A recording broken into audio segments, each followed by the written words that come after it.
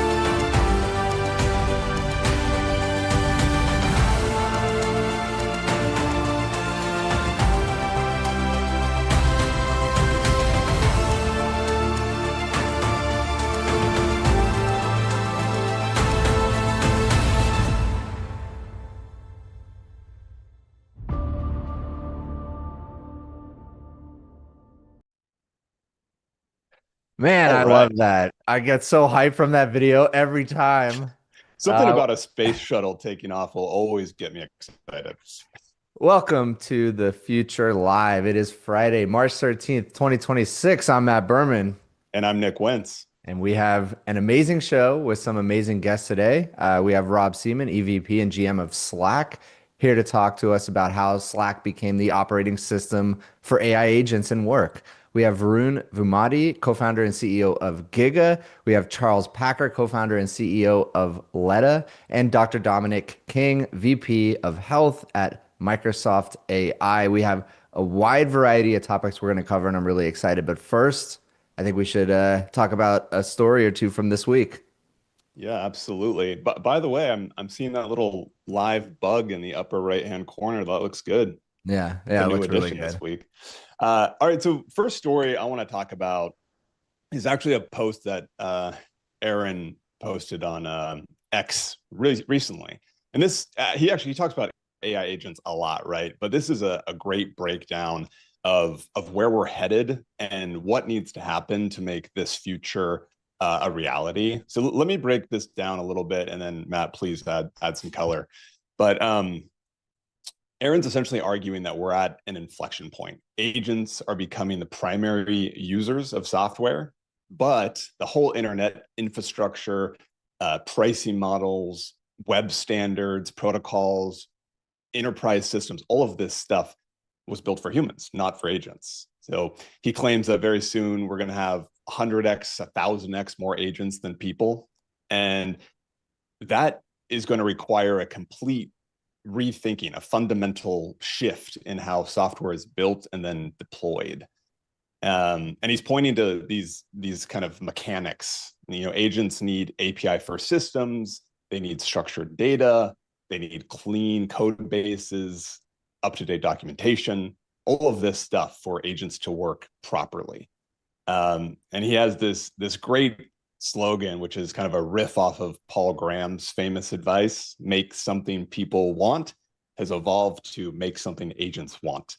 And one other thing, and then Matt, I want to get your thoughts on this, but like agents are not going to be attending a webinar. They're not going to be responding to your outbound emails. They're gonna pick up a tool or a system that works and then just move on.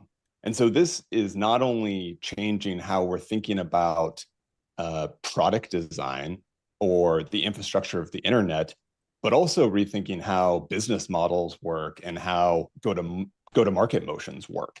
So it really fundamentally changes everything. What was your reaction to this post by Aaron? Yeah, no, he nailed it. I've been thinking about this a ton recently. The entire internet needs to be rebuilt for agents.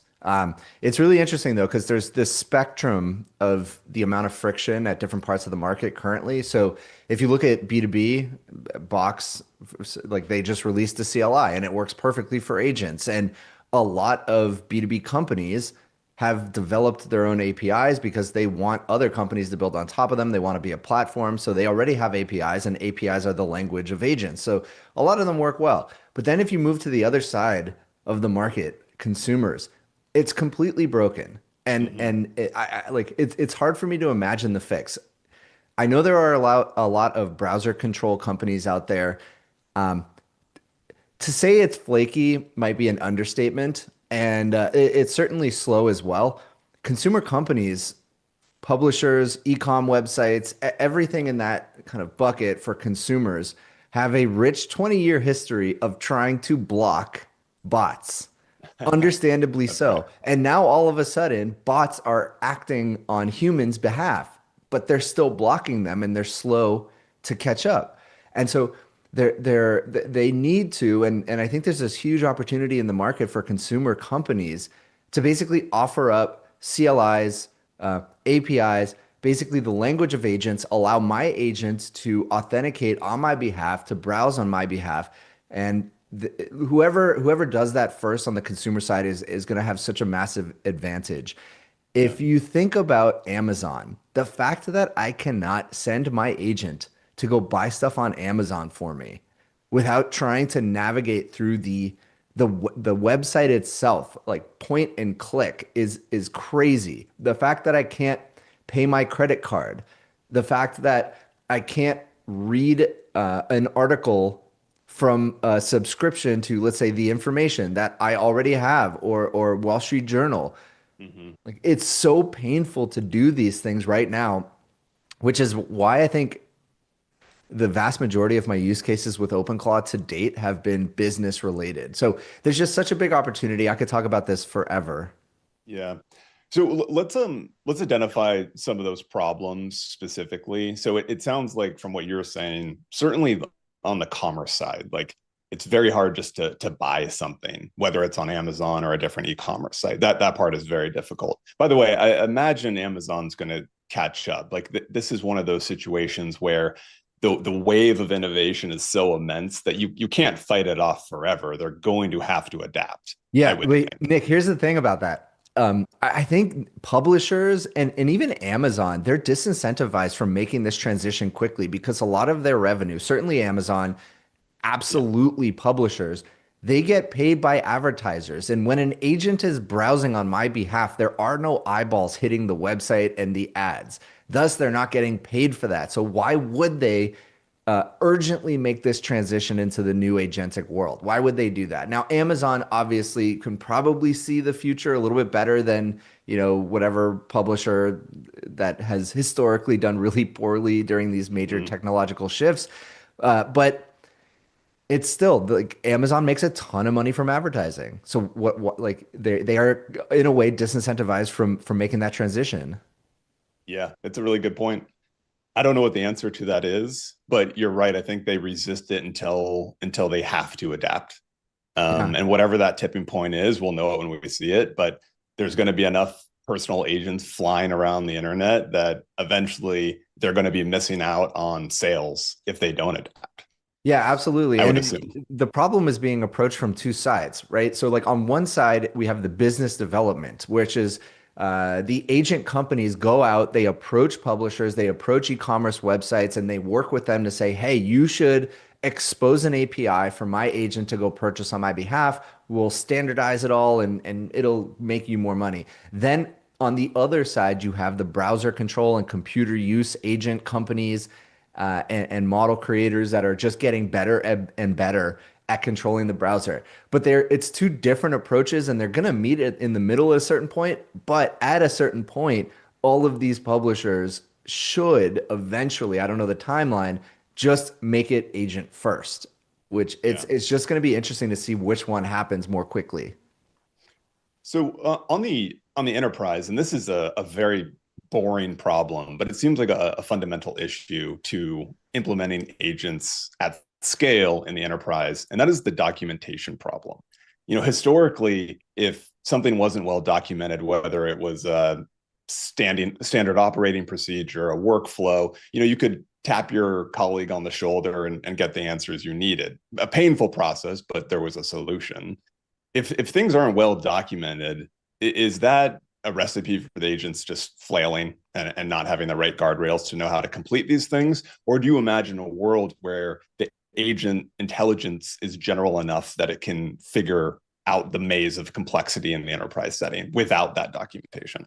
Yeah, first of all, any company that is not documenting their processes is inefficient and likely bound for failure. If your expertise is housed within human employees, not just employees, and then they leave, if it's not documented, you're so screwed. So first of all, like the documentation for a company is critical. Now, yeah, especially for agents. Agents need that documentation. They need to understand how things work, all of that context, the memory. Think about how much knowledge, how much expertise, how much memory gets built up within an organization over time. All of that needs to be baked into the agent. They can figure it out, but you want to shortcut that. You want to shortcut the onboarding process for a new agent. Yeah. Well, speaking from experience, I would say that we don't have a ton of our processes documented. We I don't know what probably you're need to talking do a about. better job of that. No, All you right, can- let's go on. Let's go on to the next story here. So there's a bunch to unpack here, but I want to start with Perplexity's launch of Computer. So this is a cloud-based agent that orchestrates 20 different AI models to execute complex multi-step workflows. And this happens autonomously. So just, I guess the best analogy here is like to think of an outcome, and then it will build a plan, spin up sub-agents, and then these agents will ostensibly run for hours to complete that objective. So shortly after this, they launched Personal Computer, and this is software that runs persistently on a Mac Mini. And so this is no doubt a direct response to OpenClaw, right? And it's safe to say that everyone listening to the show has heard about OpenClaw, but for those who haven't, open source agent built by an Austrian developer, Peter Steinberger, that went incredibly viral. Acquired by OpenAI. Acquired by OpenAI, hit 200,000 GitHub stars. Mac Minis sold out as a result. But yeah, this open source project made a lot of companies dance, and it includes Perplexity. Tencent came out with a solution, a personal AI assistant, Cowork. What else? Oh, Cursor Automations. So the list goes on and on and on. I used to think that there was going to be like a clear winner here. Like OpenClaw had such a head start that they were just going to like eat up the market. Obviously, that didn't come to fruition. It seems like everyone is adopting this kind of personal AI assistant. I don't know. What do you make of all of this? Yeah, I mean, this is great. I think OpenClaw gave inspiration to me, gave inspiration to a bunch of tinkerers, and of course, the companies looked at it and said, "Oh, wow, that is super interesting. We can build in that direction as well." And yeah, I love it. And you know what? Perplexity Computer actually looks super interesting. And did you see they announced Perplexity Personal Computer, which is basically like this kind of hybrid cloud local version? And of course, they showed it off on a Mac Mini because that's what OpenClaw, a lot of folks in the community are installing it on. And yeah, it just looks super interesting, very capable. I definitely am going to be testing it out. Yeah, me too. We got a little demo from the Perplexity team, and it looks like something that has the ability to reach the masses, right? You are not going to get your mom. I'm not going to get my friends to use OpenClaw. It's just not going to. It's not going to happen. But this is actually much more accessible to the average non-technical person. You know, I might push back on that a little bit. I think it has certainly much wider appeal than OpenClaw because you're not dealing with the installation, you're not dealing with hopefully a lot of the security issues. But to imagine my parents using this, I don't think that's going to happen. I have some hope maybe my wife uses it, but like this is certainly going to be really powerful within the work context.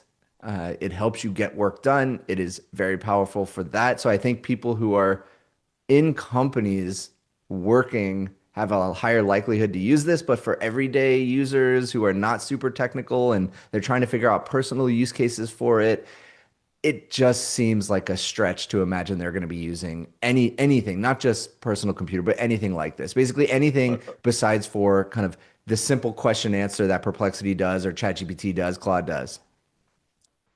Yeah, I think I buy that. Maybe this is something that doesn't have the ability to completely break containment, but it feels definitely a step closer.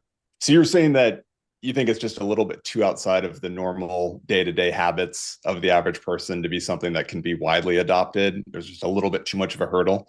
I think it's just a little too intimidating still. There's a lot there and it feels very techy, and there's probably still a lot of trial and error. It's not something where, as somebody who is maybe not familiar with prompt best practices, that they're just going to figure it out. So like I need to extensively test it. I haven't done that yet, and I do plan to, but I don't know. I hope so, and I think it's only going to get better. It's only going to hit a wider audience, but in the current iteration, I'm not so sure.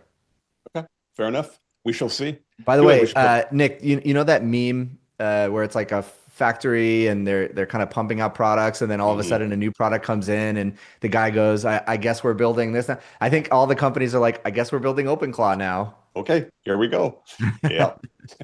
I mean, they are. They're all doing it. This is exactly what's think happening. about all the updates that came out of Claude Code in the last 2 weeks. They are all, first of all, the rate at which that company ships is insane, but they're all very much in line with how do we make this more OpenClaw-esque.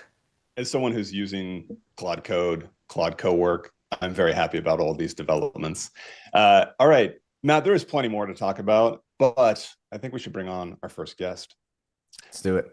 So 47 million people open Slack every single day. That number is actually probably a little bit higher. But as the world quickly adopts agents like we've been talking about, the Slack we all know might start to look pretty different. So the guy deciding what that future looks like is here today. Rob Seaman, GM of Slack. Rob, welcome to the show. Hey, Nick. Hey, Matthew. Thank you for having me on. How you doing today? Doing great. Appreciate the opportunity to talk to y'all. I'm at a Airbnb in Tahoe, so I apologize for the background here. No, I love that chandelier back there. Yeah, there you go. Nice. Getting some skiing in? I'm going to try to. Kids have a day off school today, but the snow's pretty sparse, but we'll try and give it a shot. We had a ski trip about 3 weeks ago, and it had just rained for 48 hours. So the snow is slushy, but fun. Yeah. It's, I mean, we got to take what we can get here, right? Exactly. All right. So Rob, today, most people know Slack as a messaging app. Yep. Starting off with a big question here, but what does the future hold for Slack? What's the new vision here? Yeah, the vision for Slack, I think Stuart a long time ago used to say that Slack was a search and AI tool disguised as a messaging tool. And I think that's finally come to fruition. If you listen to how we talk about Slack and position it to our customers, typically our customers in the enterprise, we position it as an operating system for the agentic enterprise, if you will. And what we mean by that is operating systems typically obscure the complexity of the hardware from the end user and provide, human interface guidelines for the software that are on it. And I think Slack has an opportunity to do that. We've done it for apps, and we're doing it for agents now. And it becomes a natural place, I think, for people to distribute their agents. But it also becomes a natural place for people to talk to agents like they do their colleagues. So we really expect it to be the primary place that people use agents within the enterprise. It really seems like Slack is just the perfect surface area to implement both artificial intelligence and then, of course, agents, right? You have this incredible, rich context, all text-based that, I think making a lot of connections between what people are doing in different parts of the organization and the fact that it's all centralized in one communication channel just gives such an opportunity to leverage AI. So how did you think about that? And then also, how did you solve some of the scale problems? Because, companies who have been using Slack for 10 plus years have millions of messages back and forth. Like, how do you start to think about applying AI to a data set that large? Well, it's What's interesting is if you think about Slack as a channel-based messaging tool, the cool thing about Slack at each company is the channels are often reflective of the priorities and top projects for a company, but also for the individual, right? So if you go into like the Salesforce Slack as an example, there are channels that are available for all the key things that we're tracking to get done in FY27. But if you look at my Slack, we have channels specifically for the things that we're trying to get done in the next, 30, 60, 90 days around Slackbot. And so it's a deeply rich bit of context for the company, but also for you individually. And I think that's unique in the sense that we can join like company priorities and your individual priorities for the sake of AI. Now, we are lucky because of the way Slack's been architected from day one. It's basically been built more like a social network than traditional enterprise software. So I think we were kind of built for this moment, for this scale. And so like being able to, I think the key for us is like being able to take the context that's relevant in the moment and make that available to the context window as needed. Granted, models are getting to the point where they can effectively have infinite context windows, but our job is to try and help figure out what's the most valuable context in the moment to pass into the context window. Yeah, and Rob, like as I think about the architecture of putting AI and agents into Slack and how powerful that can be, it really actually opens up a big opportunity to bring more work into Slack, more of things that maybe people were doing external, like they would have conversations in Slack and then they would go do work externally. But you really have the opportunity to bring more of that into the actual Slack app, and it really becomes that operating system layer. How do you think about that? Yeah, I think we've seen an evolution. So you're absolutely right. Slack started as conversations, then people started bringing apps in, and we used to say, "Hey, if you want to get more value out of Slack than conversations, just go move all the approvals from your enterprise apps into Slack." And so people would do that, and so you could approve like your expense reports, POs, like workday offers, things like that, all in Slack. And you could take lightweight actions and approve those things, maybe put some comments in them. But if you needed to do thicker work, you would typically go over into that other system and bounce out of Slack. You don't have to do that anymore now that these agents are effectively taking on the workloads that were traditionally in those form and list-based UIs in other places.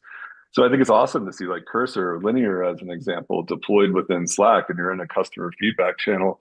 And rather than hopping out over the Cursor to actually implement a change to take into account that feedback, you can just do it right from within a Slack channel. It's immensely powerful.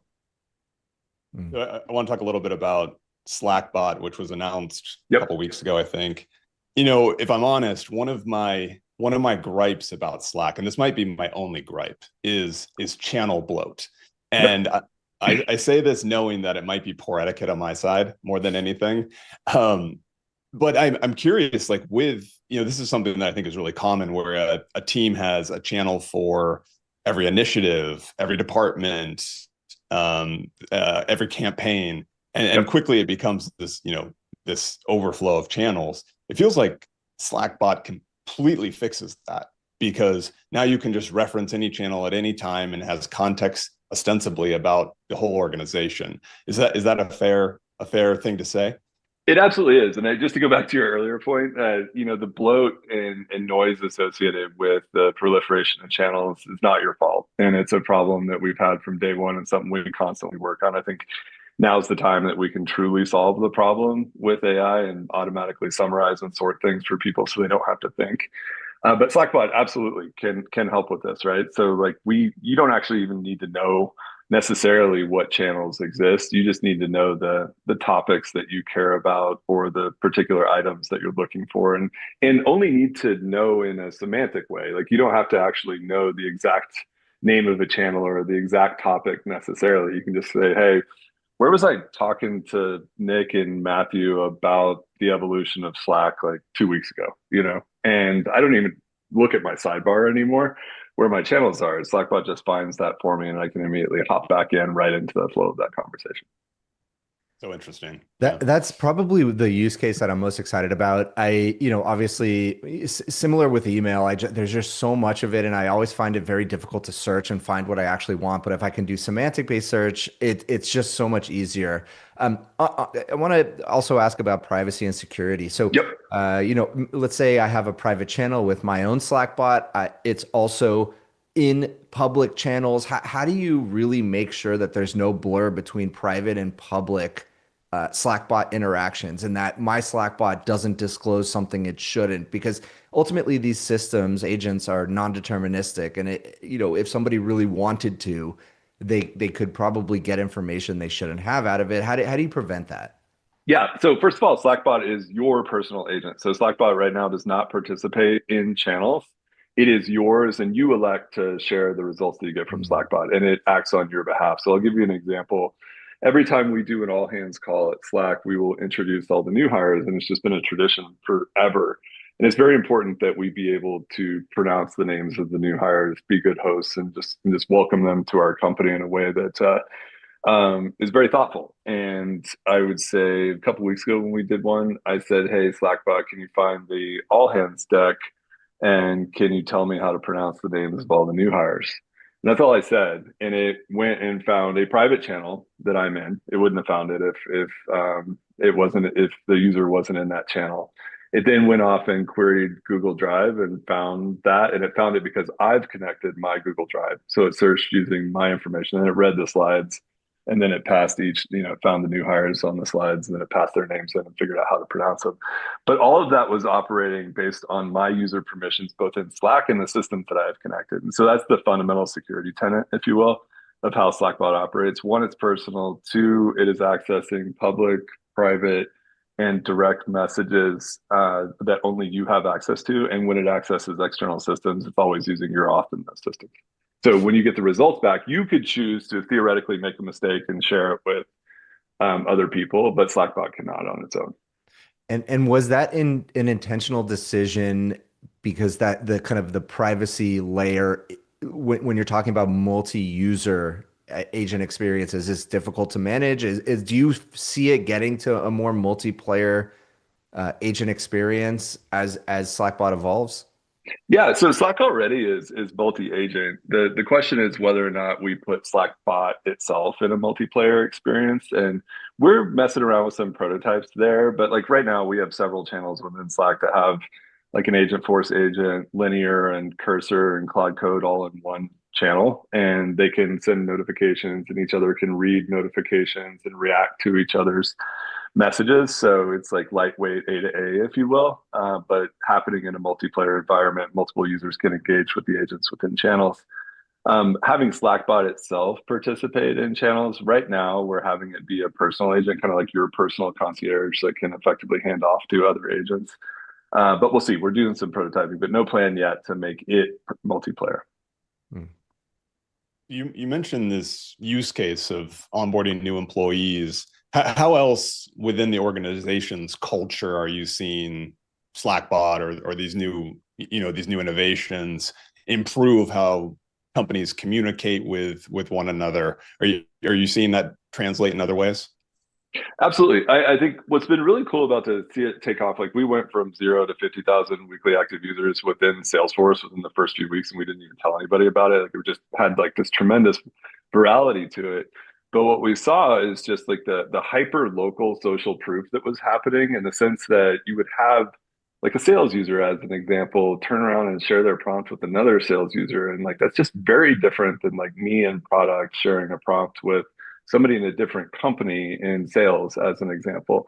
And so like being built on our internal company context, being able to share with each other and being naturally in this multiplayer environment has really, really helped it take off and helped with adoption, if you will. Does let's say the IT department or the admin, do they have the ability to centralize prompts for the Slackbot for individuals, so everybody kind of has access to a single, maybe versioned prompt that they should be using? That's something we're working on. So right now we actually call it skills. People are going to be able to have a library of skills. So we just deployed this internally. It'll be coming to customers soon. We'll talk about it in our event on March 31st. But people are doing this already internally using Slack canvases. We're basically taking that desired path and productizing it. So individual users can put together skills and repeatedly use them for themselves, share them with their coworkers, or your IT team or a particular line of business within your company might say, hey, this is how we do, I don't know, account planning, or how we do creative campaigns when working with third party agencies, that kind of thing. Can set those up and make those available to all users within Slackbot, or a subset. Hmm. Seems Memory. like, Go ahead, Nick. yeah, I was just going to say, as a messaging app, it was so clear that like this is where I go to communicate with my colleagues or my customers if they're in the Slack instance. And now you're kind of creating you very much are creating this infrastructure, which almost sits in the background. Is there any concern, or is there any risk of kind of Slack slipping into the infrastructure layer completely, or is that not something you would be worried about? I don't think there's risk of us slipping into the infrastructure layer. I mean, what I'm kind of hearing from you is effectively how are we going to balance what people grew to love about Slack and making them keep love it while we keep loving it while we basically embrace this new trend. And that's a challenge for us for sure. But we have a team that's dedicated to customer love and our core messaging product. And then we have a team that's dedicated to ecosystem, and they work very closely together. But I'd say there are shared goals and I don't think either one could be achieved without the other. Like, we would not have this influx of agents. We wouldn't have, Cursor, Anthropic, OpenAI, Gamma, others just like rushing to put their agents into Slack if people didn't love to use it, right? And if it was full of agents, and that made it hard to use, people wouldn't use it, right? So we're just in this like inextricably intertwined moment where we have to do both, and we have to do both exceptionally well. We used to say like one of our product principles was be a good host, and we always meant that about humans, but now we mean it about humans and agents. Like, it just like when you walk into a well-appointed Airbnb, everything should be where you expect it to be. And I think that's the design challenge for us, is making sure everything's where you expect it to be as a human, but also making sure that's the case for agents as well. One of the things we talk about a lot on our videos and our show is actual practical use cases. I think a lot of people see what's going on with AI and agents, and they just don't know how to apply it practically in their personal life or their business. Can you share some of the most incredible use cases that you're using agents and Slackbot specifically for? Yeah, I'll it's funny, we use Slackbot about Slackbot. I'll give you a quick example. I actually showed this to a customer yesterday. So every feature we build at Slack, we have a feature channel. They're public, so you can see what the team's working on. Slackbot, again, kind of took off virally. We have 3,000 people in that feature channel that are in there actively watching and giving ideas and feedback. It's kind of fun to watch, but I routinely will tell Slackbot, hey, go check out that feature channel, summarize the feedback from the last 30 days, group it by positive and negative, drop the user's name, but keep their role, and it'll spit it back out. And it's like, okay, on the positive side, like I did this yesterday, I said, hey, can you turn that into a series of 7 tweets leading up to our event that's happening on March 31st, and have one option be the way Slack HQ would do it, and have one option be the way Mark Benioff would do it, and it kind of shows you the difference between how we talk about things, and gives you optionality depending upon which handle you necessarily want to bring it from. Then I could turn around and say, hey, take all that negative feedback and turn it into a product brief for the engineering team, or turn it into a sprint plan for the next 2 sprints.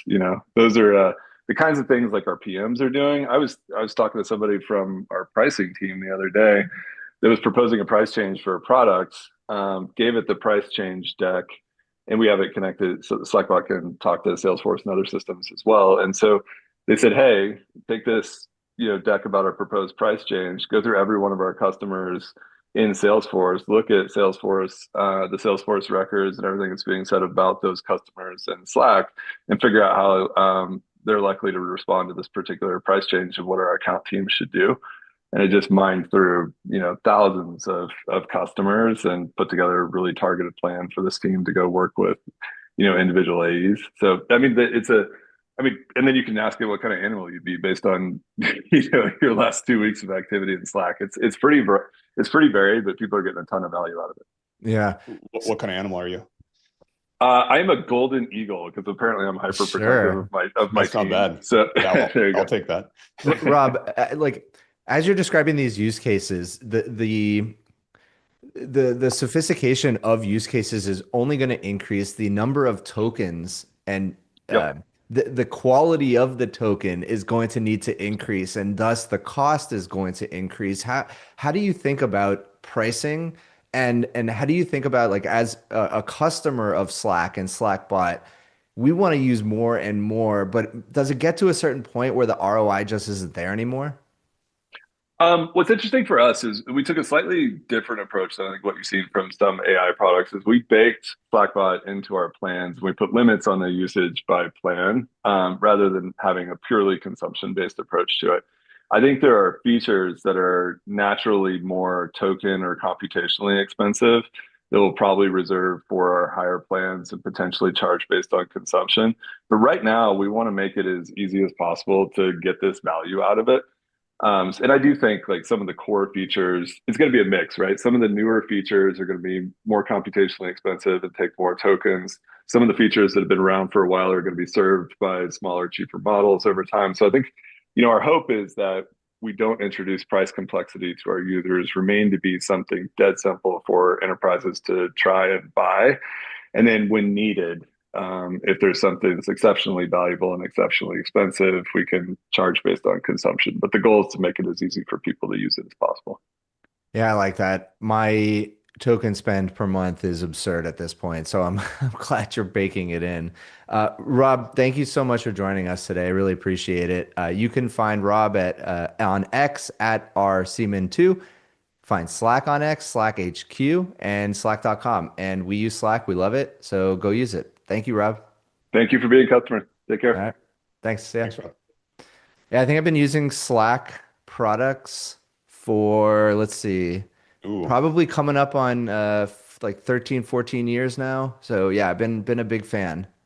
Yeah, you got me by a couple of years. It is interesting how the type of usage has really changed. Like a lot of my work starts in Slack in completely different ways than it used to, like launching workflows, launching these like new agentic workflows. It's pretty interesting. Yeah, I use it more now than I ever did, which is crazy. Yeah, and like genuinely, they have a huge opportunity to bring more of work's workflow into Slack because of agents, right? If they're ingesting from external sources, whether it's email or docs or anything, all of these things, you can now work on them from wherever your agent is. And if your agent lives in Slack and has all the context of your company's history and memory and processes, it's just such a clear opportunity for Slack. So I hope they capture it. Yeah. All right, let's keep this party going. So our next guest here ditched his initial business idea, which was fine-tuning LLMs for enterprises in favor of building voice AI agents. Giga raised $61 million at the end of last year and already has customers like DoorDash live on their platform. Varun, welcome to the show. Hey guys, thanks a lot for having me. Yeah, it's a pleasure. So, Hey, Varun. voice agents seems like a very good bet to make. I'm at the point where I think, I don't know, 90% of my interaction with AI, whether it's a chatbot or agentic coding, is done with voice. So big fan of it. But what made you pull the plug on the old business and go all in on voice agents? Yeah, as you guys all know, like model labs keep reducing the prices and making LLMs faster. So the biggest reason you fine tune is to reduce the cost and to increase the speed and like to increase the throughput. That was the biggest reason that we have saw a lot of people bought our product. Other thing is there's always this edge case where some industries like healthcare or finance never wanted to use like closed source models. That's the reason they were fine tuning models. But again, that is a very big enterprise sales process, which is very hard for a startup to crack because almost always AWS, etc., gets those contracts. So while we were fine tuning, we have realized that these are the two biggest use cases which we got a lot of volume and a lot of customers for. One is support and other is coding. We decided to pick support and double down on it. That's pretty much it. Because while we are seeing some of the customers, we never felt that there was a great solution there. And yeah. Can you give us the brief of what Giga is, who you serve, what the use cases are? Of course. We build AI customer support agents. We work across like voice, chat, email, and all the mediums. We work with companies like DoorDash, etc., powering their support and powering the Dasher support. And if you're a B2C company, if you are looking to automate the support, you can you can come to Giga platform, upload your transcripts, and generate policies and start optimizing them. So, Are you for, using go ahead, Matt. one last question on that? Are you using kind of what you learned on the fine tuning front to Yes. fine tune models for your customers through Giga, or are you using off the shelf frontier models? Can you talk a little bit about that? Yes, we use both fine-tune models and the frontier models, Matt. It depends on generally on the customer preference. Some of the customers just don't want us to use like frontier models, especially in like regulated industries. It depends on the customer preference, but we suggest for this use case, this is the best model, and let customers pick and choose what the model is. Example, for a lot of voice use cases, Anthropic's latency is higher. So we generally don't want people to use Anthropic, but if a customer has a very big contract with Anthropic and they want to go with them, we also give them the optionality. Default, we show these. We take a model agnostic approach. We want to show what's the best model for these things. For example, a couple of voice scenarios, we actually custom fine tune GPT models to make sure that the things are like very natural. Example, if you use ChatGPT a lot, you would know that the way it speaks is 1, 2 in bullet points and numberless. That's not how we generally speak in voice. So we made a custom fine tune to remove all those like intricacies. But yeah, it's generally at the end we give the customer the preference on what to pick. So I think I read somewhere that your agents have eventually a 98% resolution rate, and that could start at 50% or 60%, but over time automatically that improves. And maybe that's just with certain customers or companies, but how are you able to achieve those rates that seems exceptionally high? Yeah, Nick, generally we just start like much lower, to be honest. It's like roughly around 15 to 20% is where we start. The big reason, Nick, is a lot of the companies haven't written great support policies. It's just on the operations people heads, and there are like multiple layers here. There is some BPO agent writes his own policy on how to do these things. So it's never like written in a proper way. This is how we start. When we start, we inject actual policies from whatever they have written, and we take a look at the transcripts. Even when we take a look at the transcripts, we need to be careful. We just need to take a look at the best support agent transcripts. That's the only way we can know like this is high quality. We cannot learn from all the random support agent transcripts, right? Because there's so much variability in those things. And once we start there, we take a look and we suggest all the changes, and we ask the customer, hey, these are the changes. This is a lot of contradictories in our policy. Do you agree? Once they agree, while let's say we start at like 20 to 30% resolution rate, then we take a look at after let's say if we transfer the call, we take a look at what the human agent does and what our AI doesn't know, and keep suggesting diffs on the policy. These are the changes that you need to make to get to do these things, and that's how we get there. Sometimes they need to build APIs, etc., to get there, because if a human agent have access to specific capability but AI doesn't have, we won't be able to do it. But yeah, overall, that's why we even launched browser agents to solve the problem, to go at it faster. Just add our email as like a way that you would add a human agent, so we can get like the last performance milestone as well. But in general, that's how the iterative loop works. It's keep learning from the humans who do the thing that AI right now is not able to resolve. So when you're working with these companies, what is that relationship with the human besides training? Is it the idea that they will move into a more of a management position of these agents, or how, there must be a little bit of tension there, right? Yes. Generally, the straightforward relationship is a lot of these people will start working on like policies on how AI agents operate, etc., and help us like build the systems and make it better. And as you know, the biggest reasons of AI agents implementations across the companies are just across some of the massive companies are OpEx reductions. So there is always both of those things. Yeah. Yeah, got it. All right, I want to change gears here. I've heard that you have some strong opinions about FDEs, forward deployed engineers. I'm curious, is your company using them? No. I'm curious to get also your what is a forward deployed engineer? Maybe just like explain what that term is and how it's evolved and recently. why are there so many these days? Yeah, a forward deployed engineer is essentially this. A person is essentially like a lighter version of an engineer who is not like a really good software engineer, but is a good communicator who can. Again, this definitions vary across a lot, but again, forward deployed engineer, sales engineer, solutions engineer, etc. Somebody who just comes in and chats with the business and figure out in an AI world, let's say you want to automate support, they chat with you and they collect all the policies and they try to like prompt OpenAI and write the prompts and do all the things and to automate any business workflow you want. That's how, if you think of it, all the AI companies are doing it right now, which is uh, let's say if you want to automate support or legal or compliance, you are not exactly doing it via product. You buy a set of engineers who come in and like sit with your company and do it over 6 to 9 month time frame. And I think that is the biggest reason a lot of these companies are growing at 3x. By the way, 2x to 3x is a great growth year over year, but it's not anything close to like Cloud Code or Cursor. If you think of it, the true rate of adoption is really easier because the user can directly control the business outcome. If you want to use Cloud Code, you can directly see the output at a very fast pace. But if a company right now wants to automate support, they need to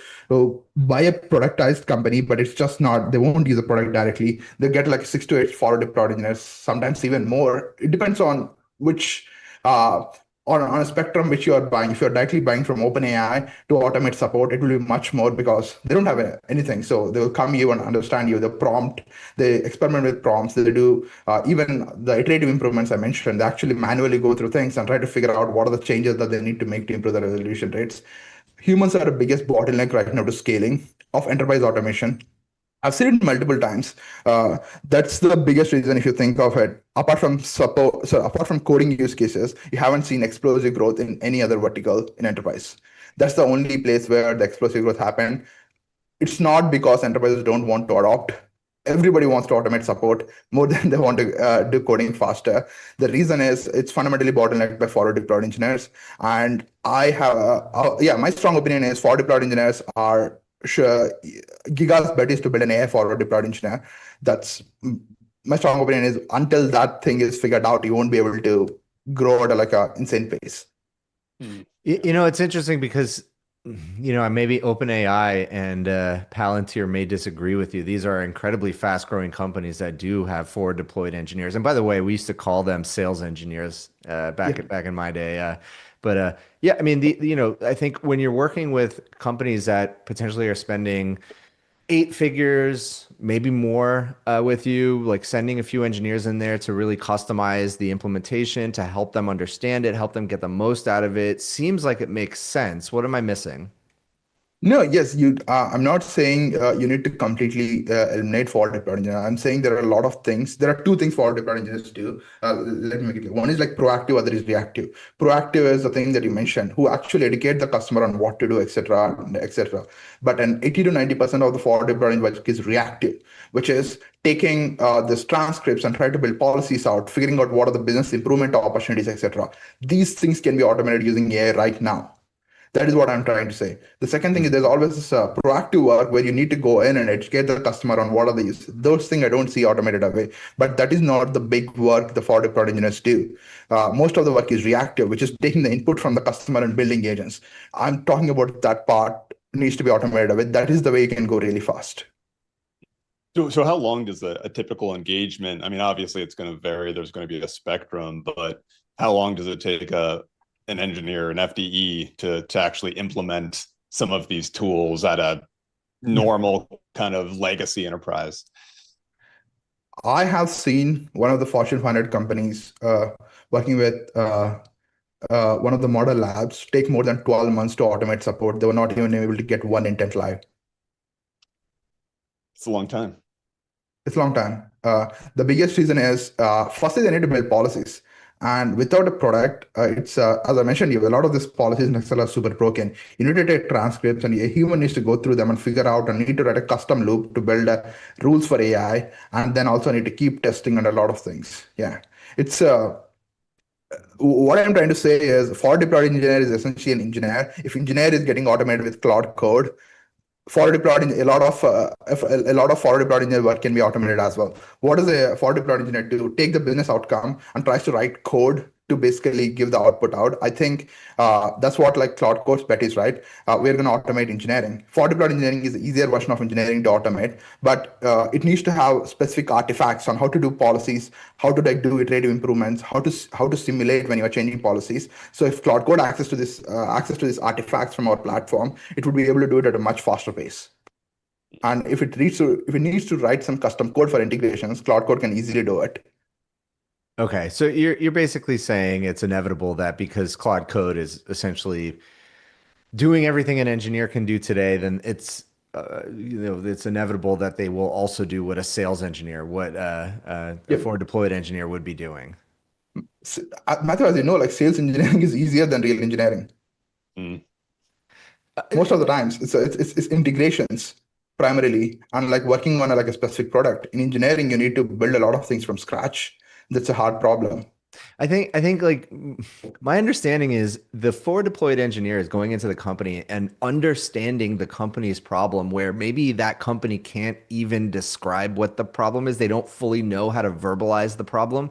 And maybe that is part of what a forward deployed engineer does, takes that and then brings it back and actually builds solutions for that, which that part can be automated. But it's it would be difficult for an AI to go into a company and talk to everybody individually and help them understand what their problems are, even if they can't verbalize that. What do you think? I'm 100% on with you, but it is true for some very very complex things that Palantir etc. might do, but it's not.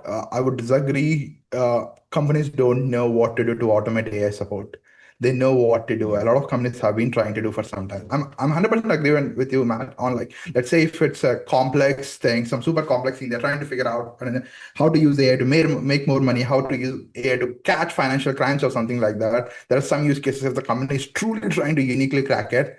I would agree that is really important. But there are a lot of use cases like AI support or AI ITSD, AI ITSM.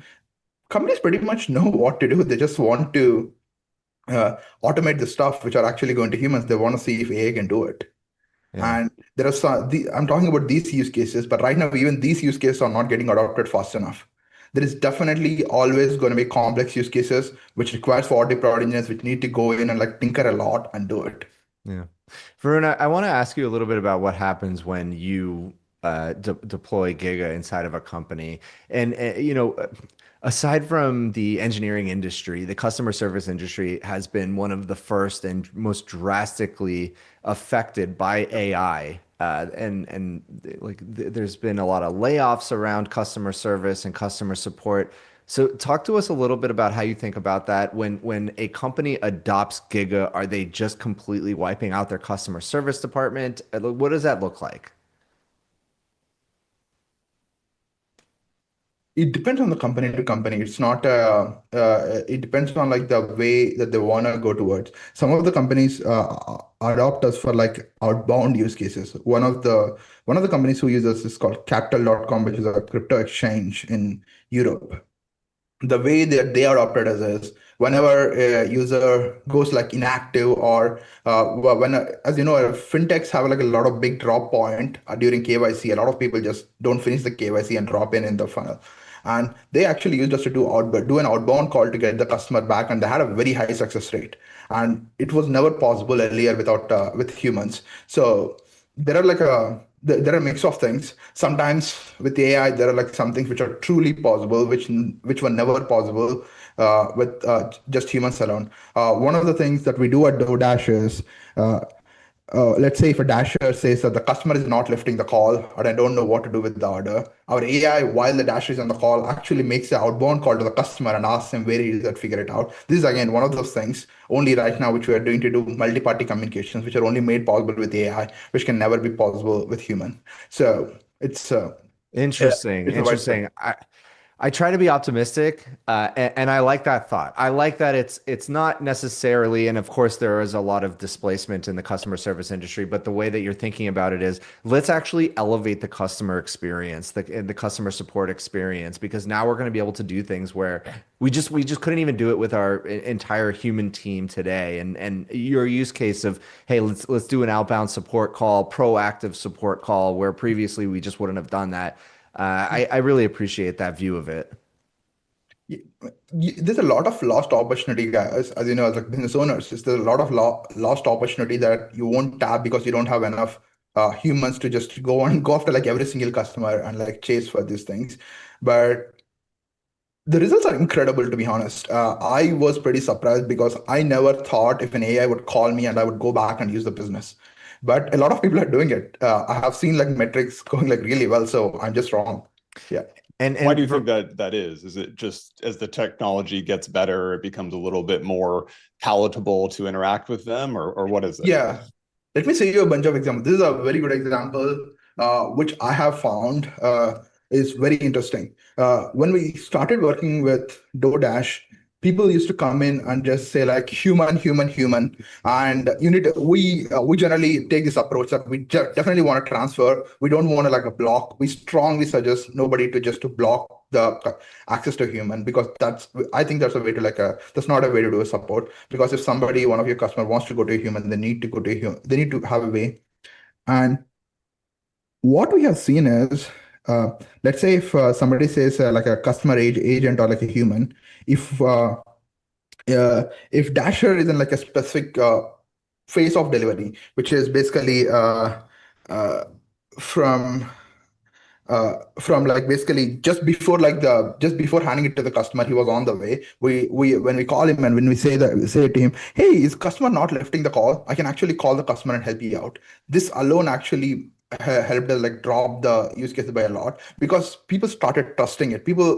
We actually pushed in the direction to make it like genuinely easier to do it, and you just need to give people the trust that hey, AI can actually resolve it faster and better than a human. And while you are like doing these things, that's when we have seen like a lot of magic moments happen.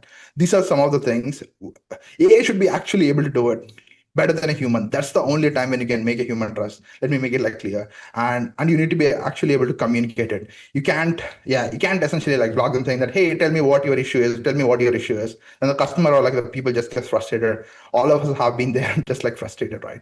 I mean, an IVR asks you, you just say human, human, human. It's just a default instant. Yeah. It really has become that. I mean, for me, I'm hitting zero multiple times trying to get to a human. It doesn't always work these days. Yeah. No. But that makes sense. I think that's a really good example. Let's actually change gears again. I want to get your thoughts. You know, Matt and I at the beginning of the show were talking about agents, specifically personal assistants. So OpenClaw seemed to have this meteoric rise, and for whatever reason, it seems like it's fading just a little bit, and maybe that's just because other companies are releasing their own versions. But I'm curious just to get your thoughts on what you think of OpenClaw and where does it go from here? So I think it's super expensive to run. That's where I would start. And second thing is, I can attest to that. Yeah, it's expensive. It's expensive, and yeah, that's the one of the most interesting characteristics I saw on any like a fast-growing businesses, fast-growing like trends is people repetitively use it and just keep talking about it over a long amount of time. ChatGPT, Cloud Code, if you saw about these things, a lot of people just keep talking about it a lot more times. OpenClaw, I saw a lot of people just were super excited to use it at the first time. Now I've seen the usage go really low, so I just don't know if it's like a spiky trend because it has a lot of like security flaws, as you know, and it became like an open source project. I don't know how many of the people right now are working on trying to fix it. That's pretty much my on a high level overview. I'm like personally like pretty excited if somebody makes like a cloud secure version of it to like use it a lot. Well, the good thing is every single company is going to make a cloud version of it. Yeah. I personally still use it all day, every day. I talk about it. Obviously, I'm very bullish on it. But just like any trend, when you get as big as quickly as OpenClaw did, it's not going to remain there forever. So it might feel like less people are using it. I think also a lot of people started with it, experimented with it, and realized, okay, maybe this is a little bit out of my wheelhouse. I'm not, quite there, and there's a lot of rough edges. So, but I think it gave inspiration to a lot of different companies to build their own products. Yeah. No, Matt, has your usage declined at all, or are you still going up into the right? You asking me? Yeah. More than ever. More than ever. Fair more than enough. ever. Yeah, without a doubt. Yeah, my token bills are a lot.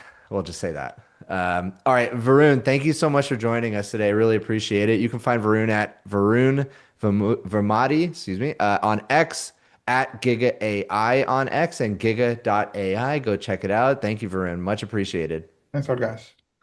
Thank you so much. All right. Yeah. Well, I guess you're paying the token bills at some company. Yeah, well, between Anthropic, who I'm paying, finally got my quota for the week reset, which was nice. I'm paying OpenAI for ChatGPT and Cursor. Very grateful they are covering all of my token spend with Cursor. So shout out to Cursor because that's where the majority of the spend is going. Shout out to Cursor, indeed. All right. Well, with that said, let's keep rolling. So our next guest is fixing one of the biggest problems with agents, and that is memory. He wrote MemGPT, which caught the eye of Jeff Dean, the person who essentially built Google's infrastructure. And he's now an investor in Letta. So Charles, good to have you back on the show. Hey, how's it going? Yeah, it's great to be back. Hey, can you shift your camera down just a little bit? There you go. Nice. There, All right, perfect. Yeah, Charles, good to see you again, man. I was so excited to chat with you again. You know, I'm a huge fan of MemGPT and now Letta, and yeah, just great to have you back on the show. Yeah, no, it's great to be back. So for folks in the audience, let's just start here who might not be familiar. Give us just a quick overview of maybe the problem space that you're in, the problem you're solving, and then how Letta is solving that problem. Yeah, well, the problem that we've been interested in this whole time since like MemGPT, now at Letta, it's all about memory, and I think learning is also kind of a synonym for memory.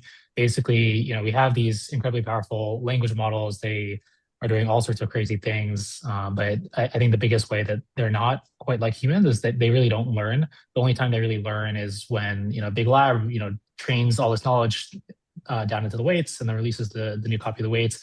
Then now Claude now knows everything that happened in like 2026 or wherever the knowledge cutoff was. But we don't really have like the system yet where you can kind of like learn on the fly. The model is effectively like updating its own knowledge, very similar to a human. And I think it has a lot of names, memory, learning, continual learning. I think these are all kind of the same thing. And this is the problem that we've been trying to solve at Letta. And with MemGPT, like the approach that we took in that white paper is like treating the entire thing like an operating system. So I think there's a lot of interest recently on like memory as a file system. And that's exactly the kind of idea that we were thinking about with MemGPT. In MemGPT's case, it was like a virtual file system. I think now there's a lot of interest on like real file systems. Like if this agent is actually running in the real world, like with OpenClaw or something, where does the memory go? Maybe like memory should be files. But we have a lot of opinions on that, but that's basically the problem we've been trying to crack this whole time. Yeah, it must be so exciting to be at Letta right now with kind of the way that the world is moving and agents absolutely exploding. OpenClaw bringing a lot of attention to agents. Like what are the latest breakthroughs or kind of a new pieces of functionality that you're building with memory, and how are you seeing memory for agents evolving, especially in the last few months? Yeah, well, I think the biggest thing that's happened is the models became really, really good at computer use. So this kind of like opens up like a whole new door for how to treat memory. I think like the thing that really changed and the kind of the reason like OpenClaw took off, the ingredients were there. Like Opus, I think 4.5 was incredibly good at computer use. I think the new GPT 5.3 codex model, GPT 5.4, also incredibly good at computer use. So I think you can do two things. One thing is now you can run these as like very capable personal assistants. You can just like let the model run free on your computer. And you can kind of like a lot of people run these things in like YOLO mode, right? They kind of trust the model won't do anything horrible. And generally speaking, they're very good at like kind of staying on track and not just like uploading your keychain to the cloud. But then the other thing specifically with memory is like, well, if your model is very, very good at computer use, what if you just allow your model to like self-edit its own memory, kind of treating it as some files on a computer, whether or not they're actually real files or not? I think that's a very interesting question because like one thing that happens if you just allow the model to treat memory as files is like what happens if your like Mac Mini blows up or like catches fire. And then like, do you really want all the memory to just have disappeared? Versus like, I as a human, I have many devices and I use them all, but my memory is like in my brain. Like, what is the equivalent for agents? I think these are all open questions. But I think the big thing that really changed and really brought us into like the new wave of personal assistants is the model just got really, really good at using computers. Yeah. Yeah, and there was this other paper that you published, Sleep Time Compute, which was again another one Great of my paper. favorites. You're just I love reading your papers. I really appreciate it. Maybe you can just explain in simple terms what Sleep Time Compute is, and then also how you're leveraging that approach in Letta today. Yeah, so I think the simplest way to think about sleep time compute is kind of in the name. What do you do? What does the model do when it's sleeping? Or what does the agent do when it's sleeping? Because I think, ever since ChatGPT, like one of the really weird things about something like ChatGPT that makes it very inhuman is that like it's only ever thinking when you're using it. Like you go to ChatGPT, you type something in, you get an answer. It feels like, wow, this is like human level intelligence. But then like when you stop using ChatGPT, it just turned off, and it has like no awareness of what happened in between the last time you used it and then next time you use it, whether that's 1 day later or 1 week later. So yeah, sleep time compute, like kind of in the name, is about like, okay, well, similar to humans, like humans' brains don't just turn off. Like as soon as I close this Zoom, it's not like my brain goes into cryo mode and I teleport into the future. Like how can we do something similar with AI? Like have the LMs or the brain of the AI always be running. And I think the really hard thing about that is, okay, it's always running, but what is it doing? And LMs are very good at just dumping out garbage. And one thing that happens is if you just naively try to get them to do things by like prompting it with heartbeats, so heartbeats was something in the original MemGPT paper too, like trying to get it to do things overnight or while you're gone. You often see them like with the weaker models just kind of spiral. They just start generating garbage. They don't do anything useful with their time off. But I think with the newer models, you're getting a little bit closer. But yeah, I think in the future, if you have a very good algorithm or some mechanism to have your AI always doing stuff, always online, always thinking, even when the user isn't interacting with it, I think it has like very significant implications for like the way the compute on the planet is used, right? Like if we actually can get all these agents to do useful things without directly supervising them, then why would there be any reason for 99.999% of all compute on the planet at any given point in time to be just running AI? So I think that's like the broader level implications of this idea. Like if you can solve kind of from an algorithmic perspective the problem of getting AI to do things useful when you're not using it directly, then I think there's just a massive like unlock of kind of like the potential for what we can actually like do with your compute. Are you using that? Are you using that at Letta right now? Yeah, so I think the way this translates to agents, kind of like the agents that we run in Letta code, and then also agents like OpenClaw, it's the equivalent of just running kind of reflection cycles all the time. So one very big difference, so our kind of coding harness is called Letta code, and a very big difference between Letta code and something like Claude code or Codex CLI is that we are very aggressive about trying to dedicate a lot of inference to memory generation and memory reflection. So in Letta code, like every n times you like enter some sort of prompt, these reflection agents get launched in the background, and those reflection agents actually do a lot of work to kind of like analyze every single thing you did since the last time ever the reflection agent ran and kind of write it into memory. And I think one interesting thing about when you do this, when you have reflection agents running all the time, is the same problem I was just talking about with the general problems with sleep time compute. It's actually quite hard to get them to do useful things, right? I think if you just naively with a coding agent run a reflection agent very frequently, it's just going to take notes of like very mundane things like, oh, Charles logged in, Charles solved the problem, Charles solved this bug. It's okay, well that's already, I'm storing all of my logs anyways, it's already retrievable. What I'm looking for is higher level insights. So yeah, the concepts from sleep time compute are really being distilled into coding harnesses like Letta code through very, very thorough and efficient reflection that actually does something useful other than just like jotting down, kind of mundane notes about what you've been up to. And last question on this front, you have MemGPT, you have sleep time compute, you have things like attention is all you need. How important is having a meme title for your research paper? I think these days it's pretty important. I mean, I think, the stuff that's just like a meme title for the purposes of catching attention, I think doesn't really stick. But I think a lot of the ideas, I think we live in a very special time where there's a lot of what we're working with is really kind of like sci-fi. It would have been unbelievable to myself as a kid, when I'm watching like some of the older Blade Runner movies, like that this would be something I'm doing in 2026. I would have thought like maybe the next generation of humans could do this.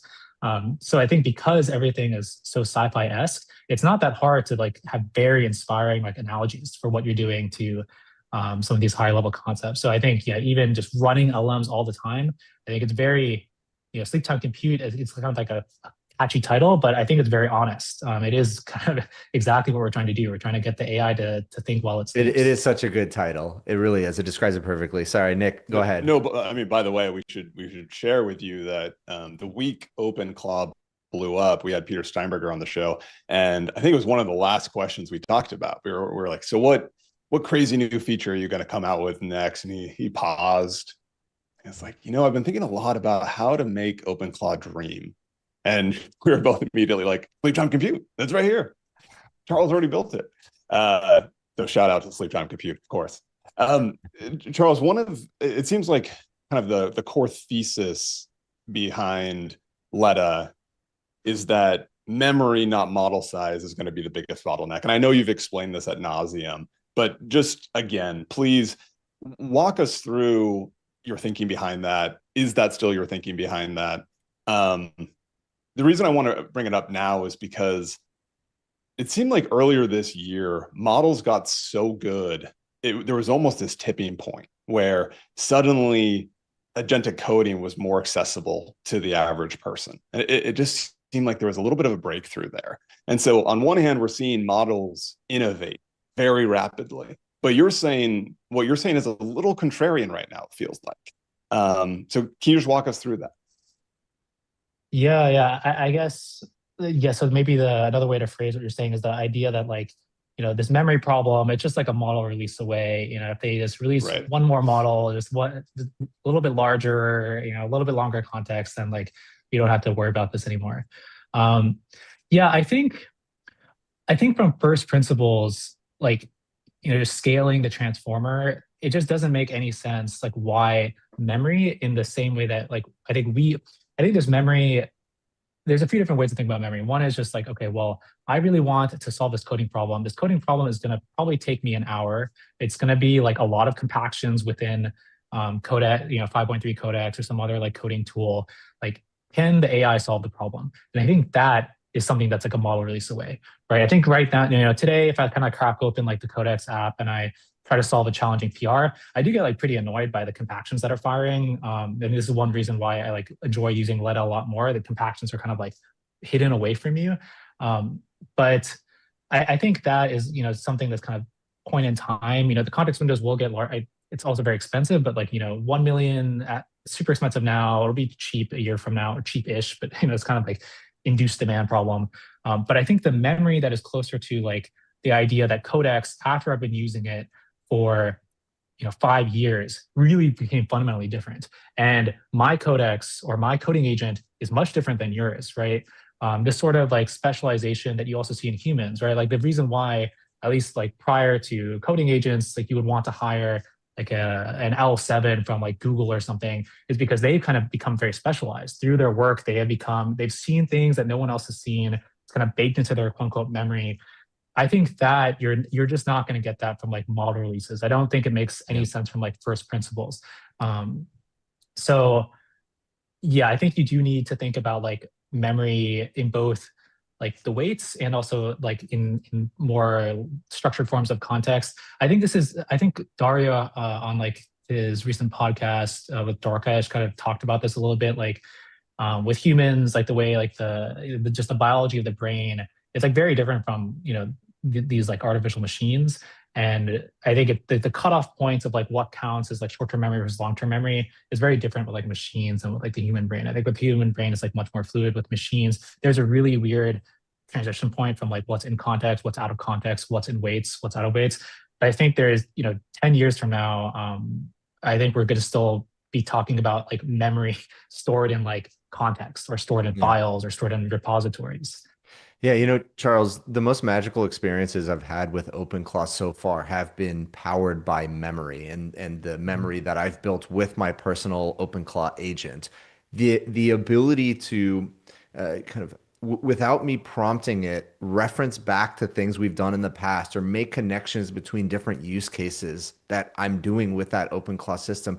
That's when I really was, you know, I sat back and I thought, oh my, like this is really cool. That was something special, much more so than I've gotten out of, you know, ChatGPT directly, Claude directly. It was the memory that really powered that, and its ability to recall memory proactively, which I haven't necessarily seen, at least not as aggressively with ChatGPT. So, talk to me a little bit about where people are plugging Letta into. So obviously you can use Letta agents directly, Letta code, but for those folks who are already using Claude Code or other products, how do they plug Letta in? Yeah, so I think with with respect to like memory and Letta memory, I think like one very big difference between Letta and like other sorts of like maybe like memory companies or memory startups is that we've never thought that like memory is just some sort of like plugin you can drop like plug and play with.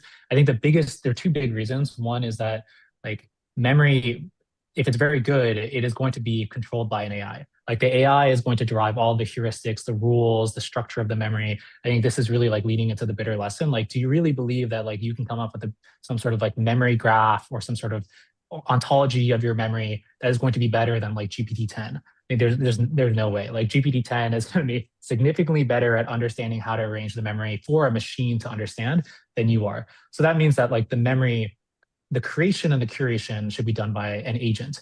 Whereas I think a lot of these like memory products you might have like seen come and go, they're kind of all about like, oh, well, we as a software engineering team wrote some heuristics for memory creation, memory deletion. It's super efficient.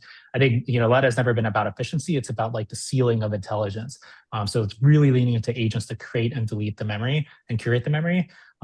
So with that being said, I think the correct way to think about like combining Letta with other products like Claude Code or like Codex is it's kind of thinking about like sub-agents or paired agent concepts, right? So the Letta agent is going to be extremely specialized. It's going to have all this prompting and all the scaffolding around making very good memories. And you can kind of like tag team these agents together. I think one way to think about it is you could run like Claude Code and then have a hook system that fires off like a Letta code agent that is going to like curate memory in the form of a claude.md file or in the form of like a context repository in Letta's system. I think actually the more interesting way to think about this is probably the inverse, where like your Letta agent, because it's so good at memory, it is much more personalized. And that's kind of like the starting point. That's the touch point. It's kind of like, you know, how you really enjoy working with OpenClaw because it feels much more personalized, right? Like, well, why shouldn't the more personalized agent be then dispatching to the super narrow coding agents, right? So I think the most interesting thing, combination of like agents we've seen is using the Letta code agent as your primary agent, and that agent can efficiently dispatch to like Codex or Claude Code. It's kind of becoming like a conductor, right? But it's a conductor that's entirely abstracted into like one agent. Yeah, that's super interesting. Okay. Have you obviously plugged it into OpenClaw, I'm guessing? Yeah, well, I think with OpenClaw, I think I I have not tried like having OpenClaw and like Letta coexist. It's definitely possible. I think there's a little bit like of a duplication of features where like I think if you were using Letta code as your main kind of like main interface agent, like personal assistant, I think probably like you would probably want to use like Letta code for the same kind of thing. They kind of like overlap. But I think, yeah, there probably is a world where you can have both. You can have like an ensemble of agents, kind of like in your iMessage, you have like a bunch of, you know, human contacts. One of those contacts can be the OpenClaw agent. Another one could be like the Letta code agent. And the OpenClaw agent kind of understands that the Letta code agent, that's kind of like the memory keeper. Right? That's the one that is going to be like much more aware of how to construct, deconstruct, compile, compress, expand. All of the memory is like about Matthew. I think, yeah, we're very early, so it's a little bit, right now, it'll become a lot more clear over the next coming months how these things all like fit together. Very interesting. Curious to get your thoughts on memory as the moat. I mean, if you think about like traditional software or SaaS products, the more usage you have, the more connection points you have within a software product, and the stickier it becomes. the harder it becomes to replace. Similar with a tool like ChatGPT or Claude, the more you interact with it, or OpenClaw for that matter, the more you interact with it, the better it gets to know you, the more valuable it becomes to you, and the harder it becomes to transition to another tool. You know, actually recently in the news, a lot of people tried to migrate off of ChatGPT onto Claude. How do you feel like this memory migration will work long term? Yeah, I mean, I definitely do think that memory long term is the mode. I think this is kind of the thing that will happen. I think memory is it's something where it's, you know, a little bit at a time, then all at once. Where like once the agents do become good enough at kind of curating their own memory, like managing it, growing it, using it, it is kind of like a tipping point where there's kind of like a recursive self-improvement moment where I think with respect to stickiness, everything suddenly becomes a lot more sticky. And right now, like there's basically no switching costs between Codex and Claude Code. And that's a very bad thing for both companies, right? You don't want that zero switching costs. It's so true. That's fine. It's so true. Yeah. Yeah. So I think, you know, people at these companies are thinking very hard about how do we make the switching cost extremely high. You know, these products are incredibly polished, like so much money and work goes into making them good. But it's really bad if, you know, the internet can be all in on Claude Code one day, and then the next day it's like, guys, it's all about Codex now. Everyone get off. And then it's like really easy too. And I think similarly with the Claude.ai to like ChatGPT, the export page where like this is the prompt you paste in to get all your memories out and like moved from ChatGPT to Claude. I think, yeah, that's also kind of a problem. I'm sure as soon as that like got floated around, you know, there was a little red teaming, or there's like an emergency room, emergency meeting convened to like lock down that prompt or something, or make it like not visibly locked down, but like kind of hidden in some ways. But yeah, I think memory definitely is the mode. I think you also see this with like the models. I think like some of these Chinese open weights models are really, really good. And the gap is definitely closing. I think like if you gave GLM5 blindfolded to someone and you were like rotating it, I think the people who spend 12 hours a day on a coding agent, they'll be able to tell, but everyone else, I don't think is going to be able to like tell the difference between those models. And I think that means we're basically like a few steps away from even now it's like the people who only code 12 hours a day, but the 6 hour a day people, they can't tell. You know, the gap will close over time. And when the gap closes like that, the thing that really keeps people on one platform or one model provider is going to be like the accumulated memory. And the accumulated memory too should be something that kind of compounds over time versus models, like the life cycle is so short, right? Like how many months were between Opus 4.5 and Opus 4.6? Like, and then the Opus 4.6 weights are effectively thrown in the trash can, right? Versus like if Anthropic is actually creating this like compounded memory over time and token space for you, and that's like that will never get thrown away, right? And that's going to get kept forever, and you would expect to be using that like 10 years in. Charles, the last thing I want to ask you about is something that I think you've been thinking about quite a bit, but it's memory as a national security issue. You know, we're building up all of this incredible memory and incredible context with our models, and all of that can be extremely valuable to potential adversaries. So how do you think about that? What have you been thinking about? Yeah, I think there's two sides to this. I think one is just memory, like the idea that memory becomes more valuable than the model weights themselves. So I think, again, I think this will happen kind of like all at once. It'll happen very quickly. It hasn't happened yet, but there will come a time where like Anthropic, like the memories of Claude, like Claude globally, you know, this model they're serving to everyone, like the memories of Claude have started to become more valuable than the model weights themselves. And if like some foreign adversary were to hack into like Anthropic, the thing they're coming for is like the memories and not the model weights. Or obviously they're going to try to come for both, but like they will start at some point in time, they will prefer coming for the memories than they will the weights themselves, especially if like, you know, model releases continue to keep this sort of cadence, right? Because the model weights will only be valuable for like N months, memories are kind of like valuable forever. And then I think, so that's like more from the perspective of like the larger companies, like what assets matter the most. I think from the perspective of individual users, yeah, this is like another reason why you do probably want to think about kind of data sovereignty and like who owns like what memories, right? Because in this world where like the memory is more valuable than the models, that also kind of implies that maybe our most valuable digital asset we will have as an adult human is the memories that AI has formed about us. And these memories are kind of much more valuable than just like the raw keystrokes or key logs or emails you have on your computer. Because I think these AIs are also incredibly good at psychoanalyzing. So they probably can know things that are very valuable to like advertisers or like, foreign adversaries for like, kind of social manipulation purposes, things like that. So yeah, I think it's definitely the case that like the memory will be something that's very dangerous if it's like leaked or like handled incorrectly. Yeah, I mean, what you're describing is essentially the collective knowledge of an entire nation being transcribed in real time right now. So yeah, obviously that would be incredibly valuable. So it's interesting. I hadn't actually thought about it until you and I started talking about it. So, but Charles, I really want to thank you for joining the show. You can find Charles on X at Charles Packer. Go find Letta on X. That's Letta_AI and Letta.com. If you want incredible memory for your AI, for your agent, go check it out. Charles, pleasure as always. Thank you so much. Yeah, thanks, Matt. All right, see ya. Come back anytime. And it's fun to talk to him. Yeah.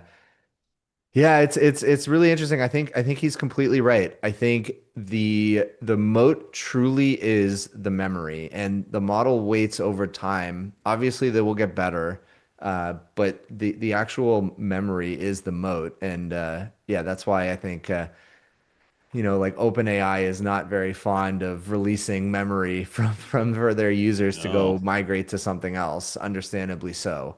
It used to be fairly straightforward, and it has become very difficult. Yeah. It's interesting. Now, the only maybe counter to that would be if the model waits or the AI itself actually started learning, right? Because it doesn't actually persist any of its learning. And if one day we discovered how to do that really well and dynamically and low latency, that would be very, very interesting. And just to see how that would play out against how memory is currently managed for AI models, where models are stateless, be very interesting to see that. Yeah, but by the way, I'm really glad you asked the national security question. Memory as a national security question. That is a doozy. I don't know if we have a clean answer for that one yet. Yeah, well, hey, that's what I'm here for, man. That's what you're here for.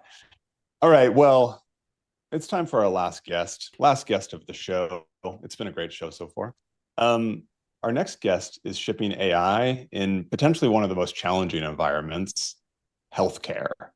So Dr. Dominic King is VP of Health at Microsoft AI, leading a unit on applying generative AI to improve consumer health. Dr. King, thank you so much for joining us. Dominic, please. Great to be on here, Matthew and Nick.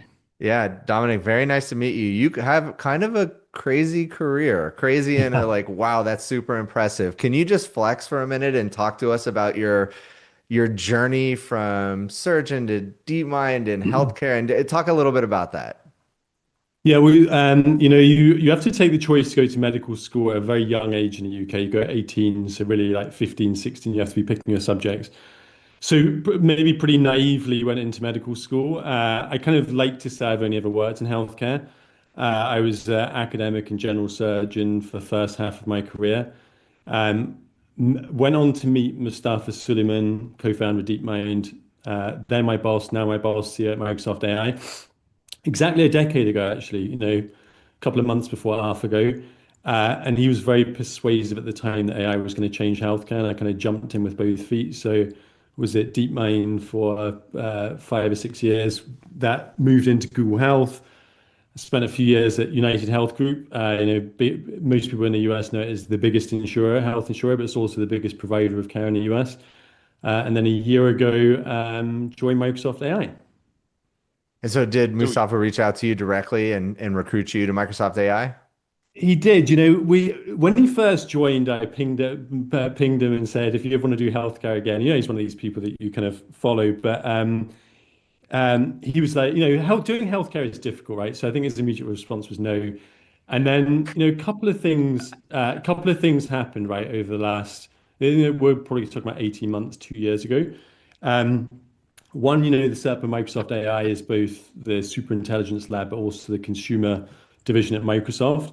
And I think, Mustafa realized that he'd inherited lots of people already coming to Microsoft with health questions. We see 50 million health questions a day. But then there was a flurry of papers that came out a couple of years ago where people were trying to see if generative AI could pass the USMLE exams, these exams that people take to practice medicine in the US, and, hitting, results that we'd never imagined a few years ago. So I think a combination of those factors, I think he'd seen a paper, Satya had seen a paper and was like, why aren't we doing this? And then the call came and we got to put together a great team. That's so cool. That's amazing. It's great, when you have a relationship with somebody that you've worked with in the past and you want to just continue working with them. I love that. That's right. And it's kind of, it's interesting 10 years later from that. No one was, back in 2016, no one was talking about AI in healthcare. They really weren't. And the first, deep learning revolution kicked off, looking at things like, X-rays, CT scans, MRI scans that got pretty good pretty quickly at solving like single point decisions, like, is there a cancer in this CT scan? But I think that view or ambition he had 10 years ago is actually feels that old adage of you overestimate what happens in 2 years, but underestimate it 10 years. He's playing a different view of the world to many people. Yeah. So you mentioned 50 million queries a day, was it? 50 million, health sessions or health queries a day. Amazing. So obviously we can't get into specific queries, but in aggregate, what are these queries? What are these queries about? Well, it's interesting you say that, Nick, because we actually released a piece of work. We like all the kind of big labs, released kind of these usage reports based on de-identified data. And at the end of last year, it was kind of a general, what are the big topics people are looking for, shopping versus travel versus work productivity. A couple of interesting insights came out of that. Health is actually on Copilot the number one intent on both mobile and voice, in the top couple on desktop. And then on Tuesday, we released, based on that kind of interest, we released a report specifically looking at health. Give you a breakdown of some of the things we found. About 40% of all queries were just people looking for health information, right? It's what is multiple sclerosis? What is a colonoscopy? Interestingly, about 10% were looking for, help with symptoms, which is a big responsibility. Or help interpreting test results. And then a couple of other call outs that I'd make, there's a long tail of other stuff. Care health system, particularly in the US, super complex, navigating that, care admin, some interesting things around behavioral health and emotional well-being. A couple of stats that kind of jumped out to me. 1 in 7 conversations were about someone else, so family or friends. And the percentage of conversations on health, particularly in behavioral health and emotional support, increased through the day and into the evening, which may be a reflection of it's more difficult to access expertise at that time. And so people are increasingly relying on, moving from online search to conversational AI to get help. Yeah, Dominic, it's so interesting. I think both for obviously physical health and mental health, it makes a ton of sense. For mental health, you essentially have an unbiased, non-judgmental AI that you can talk about some of your issues, and work through different problems with relationships or whatever you're facing, and it has just unlimited energy. It doesn't get tired. It doesn't get frustrated, and it's so interesting. How do you think that affects the mental health industry? And is there a place for human mental health specialists still? Oh, of course, of course. And I think maybe I'd say a few things. This has been a topic of a lot of interest in the press, both positive and negative. And I'd probably think of it in like 3 categories, the types of conversations that are happening. There's people seeking support for like day-to-day struggles, like, relationships and workplace issues and challenges. And I think, we try and respond with kind of evidence-based strategies around kind of resilience and support towards well-being. You then have like a middle layer, like a middle bucket, which is kind of more serious signs of behavioral health conditions. And that's very much about signposting that people do need to speak to an expert. And then, the ones that are very serious, risk of harm to self or others, which need immediate signposting to support. So, I think it's a challenging area to get right. We actually just brought on a full-time, psychiatrist by background, but cognitive neuroscientist to kind of really lead out our work, a guy called Matthew Noor, who's written some amazing papers in this space. But one we need to get right. So look, you can ask that broader question in healthcare about, is there going to be any doctors in 10 years? My answer to that is genuinely, I see this very much as, multiply, not a replacement. And in behavioral health, I mean, I think that's particularly true given the challenge and importance of like human connection in getting to a good solution. Yeah, I tend to agree, especially I think there's probably a pretty big mismatch from how many human mental health specialists there are versus how many people need mental health support. So if those humans are now able to support and have kind of a higher level of support for each of their patients, that I think it's such a great use case. And then I also think about how I've used AI for my own physical health. If I get some kind of scan, like an MRI, before I get a call from a doctor, I'm loading the results into AI just so I better understand the questions to ask my actual primary physician. And so it's almost like it just helps me elevate my understanding so I can come in with more knowledgeable questions to somebody who can actually talk to me about it. So I think I'm much in line with what you're describing. Yeah, you're exactly right. I mean, I really believe the biggest challenge, we see a lot of challenges in healthcare. The biggest challenge is the mismatch between like demand and global demand and its very constrained supply. Behavioral health is out there, an outlier in that. And the other thing you touched on, which I would put as second, particularly as we think about like the role of managing your own health and taking more control and being involved in shared decision making, is the information asymmetry that exists, which required someone like me to go to medical school and go through residency to learn the knowledge and how to ask the right questions and all the right tests. I think supporting people to kind of reduce that is a critically important aspect of improving kind of care delivery outcomes and experiences based on where we've been. Yeah. I think the stat was 10% of the 50 million were related to symptoms. And so as I think about that, I think about the mental health conversation that we're having. All of this stuff comes with great responsibility, right? On one hand, it's amazing because people are being more proactive. They're getting answers sooner. Incredible. But on the other hand, there's risk. Like what happens if there's a misdiagnosis and someone doesn't take a symptom seriously and they don't go in and see a doctor? So you've mentioned a couple things, but what are you implementing in practice with these models? What are the guardrails that help ensure that we're getting the right answers to people? What does that look like? Yeah, I think what you're calling out there, Nick, is there's a lot of discussion and debate happening just in the last few weeks around this kind of idea of what we traditionally call triage and assessment in medicine. Because if you think of both extremes, right? So you have things that I could probably say now that you would say you should call 911, right? If I said I had crushing chest pain and I'm short of breath, that feels like a pretty obvious one.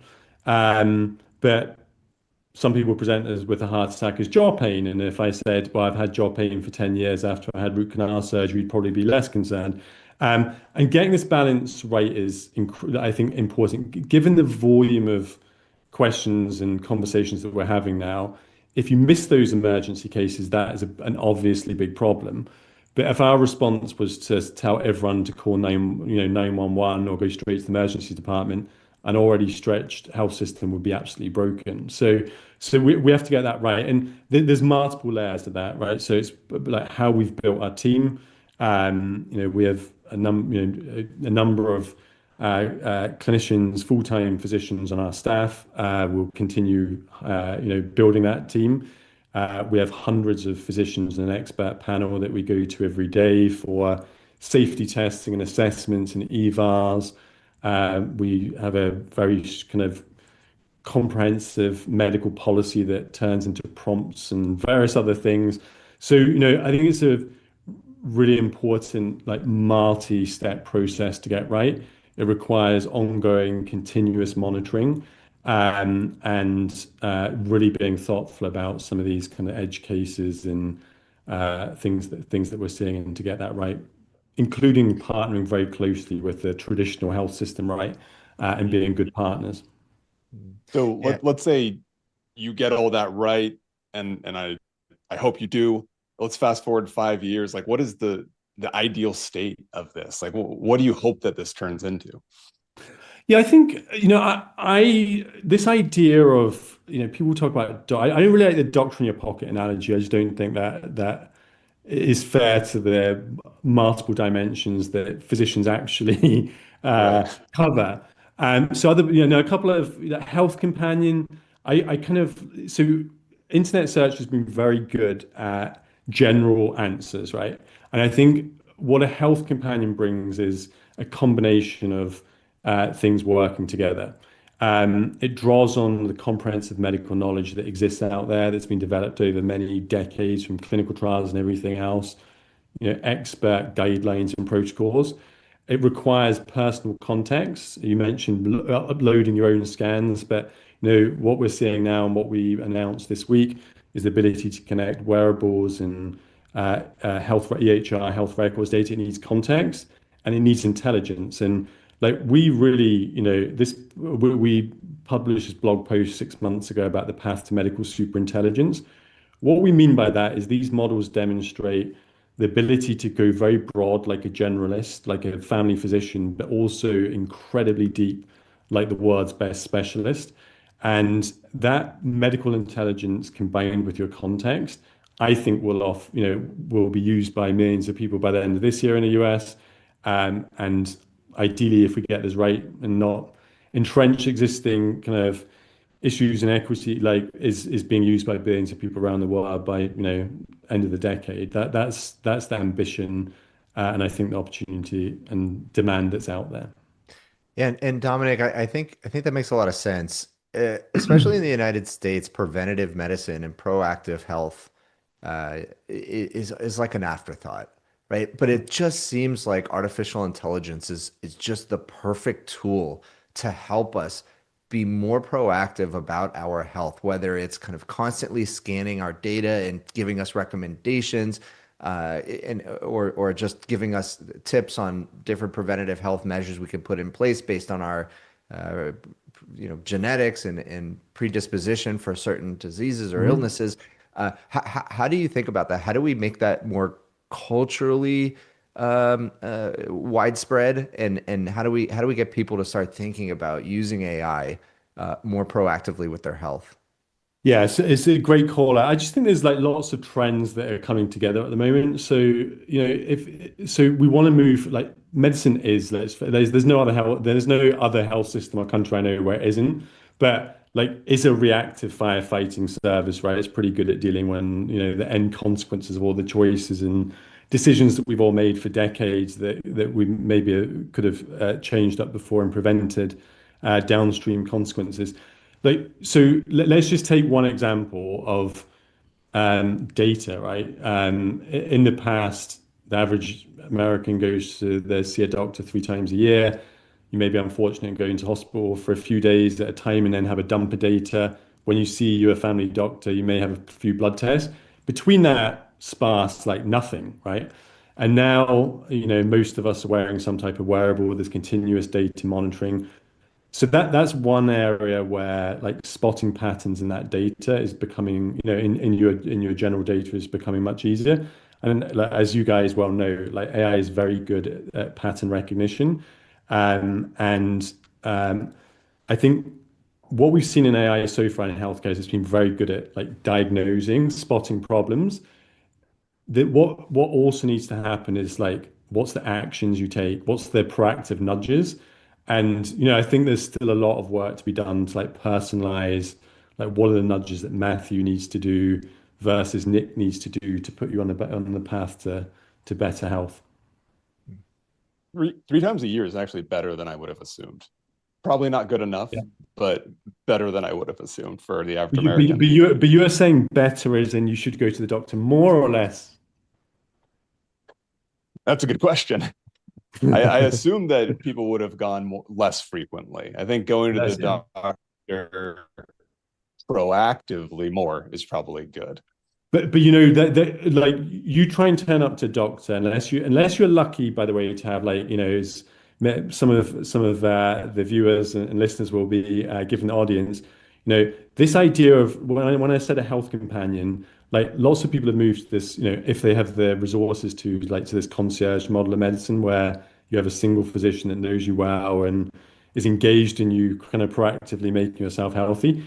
You know, you try and phone up your busy normal PCP or family physician and say, I'd just like to chat to you about how I can, you know, live a bit healthier. And they're like, well, you know, sure, I got 30 patients today who have got a pain here and a headache there. So most of those are going to be, you know, as you called out, like these reactive cases, and very little, I think, proactive. Right. Or preventative. So the folks who are going, right. Makes sense. Dominic, go ahead, Matt. Where can people find and start using some of the products that you're describing from Microsoft Health? Yeah, so what we announced actually yesterday was the creation of a separate and secure health experience. This was a very purposeful decision so that conversations were apart from your, you know, general conversations on Copilot. Couple of things I'll just call out there. You know, we're seeing a lot of progress in being able to connect up wearables and particularly EHR records. There's been big pushes on interoperability across the US, which I think is really facilitating these types of, you know, bringing context in. So we opened up a wait list yesterday. It's really important to us that we do this safely, release when we're confident that you know, the usability of this also works for not just the early tech adopters, but you know, the elders and people with chronic diseases. So over the next few weeks, you're going to see people coming off that wait list. We'll be doing feedback, evaluations, and pretty shortly releasing that across the US to all adults over 18. And you know, continuing to monitor and do clinical evaluations to show what impact it has. So copilot.com. Dominic, thank you so much for joining us today. I really appreciate it. You can find Microsoft on X at Microsoft and Microsoft.ai. Go check out Microsoft Health. And Dominic, love the work you're doing. Thank you. Appreciate it. Thanks, really inspiring. Matthew. Thanks, Nick. Yep. Yeah, very cool. And that's our show. Yeah, really good to get his perspective. Obviously, there's a lot more to discuss there, but we'll have to have him back on the show. Yeah, I mean, AI for health is the obvious use case, one of the early obvious use cases, and I just can't wait to see how that grows and evolves, and people actually start leveraging it, getting more from themselves, and just living healthier. And I think AI is going to be able to do all of that. Yeah, the ability to be more proactive with your health and therefore start engaging in things that are actually preventative from chronic issues is pretty exciting. Like, this is where AI is really encouraging and useful. And this is I think, to me, like, these are the stories we need to be telling about AI that are going to be a little bit more resonant with people. Yeah, well said, Nick. Well, that's our show. We'll end it on that positive note. Want to thank our guests, Rob Seaman, EVP and GM of Slack, Varun Vummadi, co-founder and CEO of Giga, Charles Packer, co-founder and CEO of Letta, and Dr. Dominic King, VP of Health at Microsoft AI. Nick, thank you for co-hosting once again. Of course. Great show. Thank you, everybody, for watching. Don't forget to follow us on Twitter at ForwardFuture and check out our newsletter, forwardfuture.ai, and we will see you next week. Thanks, everyone.